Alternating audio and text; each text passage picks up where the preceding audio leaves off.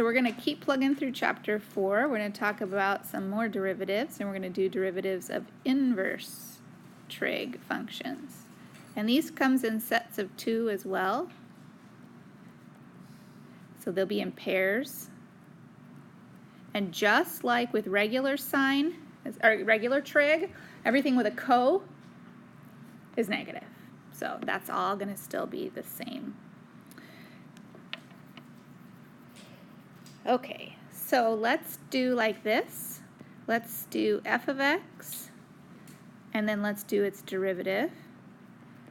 And then I want to do another f of x and its derivative. So I'm going to have to make this a little bit smaller to fit it. And let's see, let's do this.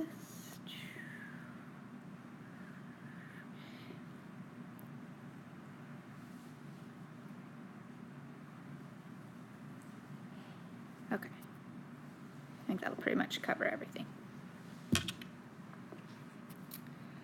And let's go back to this. Okay, so, oops, if f of x is the inverse sine of a, the inverse sine of a has its own special derivative.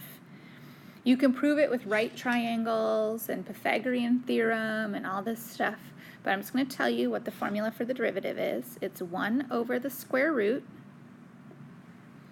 and in the square root is 1 minus a squared, and after that, what do we always have to remember?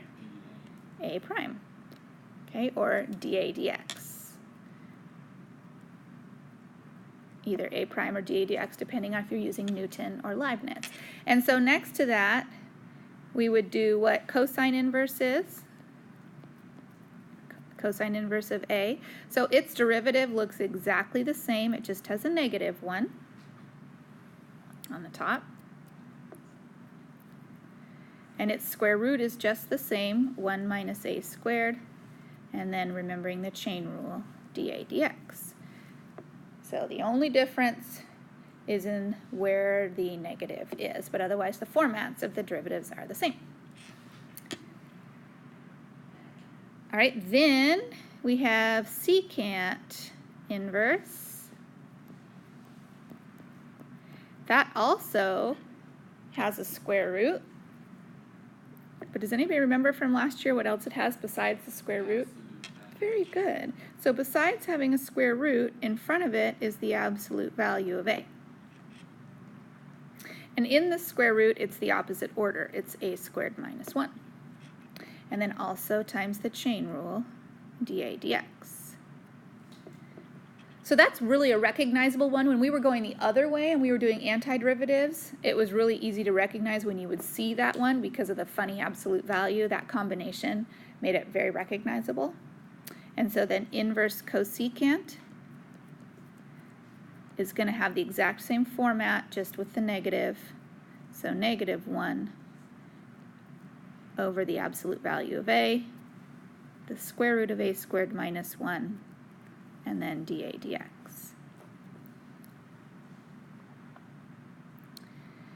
So those are all reciprocal functions because the derivatives are all 1 over. And they're the ones with the square roots. The only one without the square root is tangent and cotangent inverse. In fact, they don't have square roots and they don't have subtraction. So tangent inverse has a derivative that is also 1 over, and it's the simplest of all. It's a squared plus 1. So there's no subtraction, there's no square root. And again, this is going to be proven using the Pythagorean theorem and some right triangles. But you could just believe me today.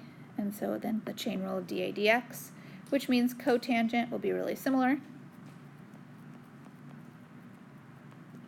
Will be negative 1 over the same denominator and the same chain rule. So tonight's homework is working with those 6 inverse trig derivatives.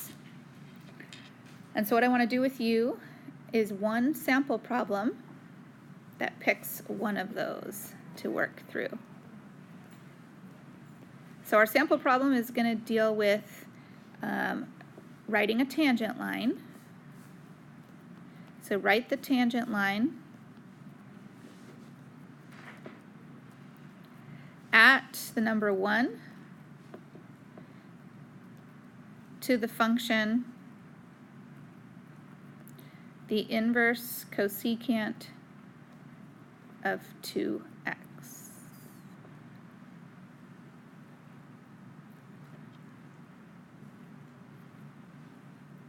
In order to write a tangent line, what 2 things do you need? You need the point and you need the slope. So first, let's find the point by plugging the number 1 into the function. So y equals the inverse cosecant of 2 times 1. And for me personally, I always change it to the inverse of sine. And then instead of being 2, it will be 1/2. Okay, for me, it's easier for me to memorize things about sine and cosine and just change it to a reciprocal function. So you're allowed to change from the inverse of 1 trig to the reciprocal as long as you take the reciprocal of the inside as well.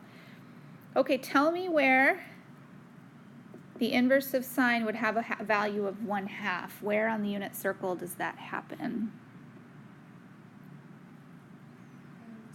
Very good. Okay, 1/6 pi or pi over 6. It happens multiple places, but that's the first one. That's the primary answer. Okay, it's in quadrant 1 where the sine value or the y value is going to be 1/2. All right, then we also need the slope. So to find the slope, we're going to find y prime. It's going to be negative. It's going to be the absolute value of 2x. It's going to be the square root of the quantity 2x squared minus 1, and it's going to be the chain rule, which is 2. So evaluate, that's the slope function. Now evaluating that at the number 1, so we'll have negative 2 over the absolute value of 2 times the square root of 4 minus 1. So when you simplify that, the 2's reduce. We're left with negative 1 over the square root of 3. And so then to write the line, we have the point, we have the slope, and now we want to write the line. So the line would be y minus the y value of pi over 6, the slope value of negative 1 over pi over, or rad 3, and then x minus 1. So most of your homework tonight is straightforward. It's just either finding the derivative or applying the derivative to find a tangent or a normal line. It's just practicing and refreshing your memory so that you've got all those inverse trig derivatives firmly in your mind.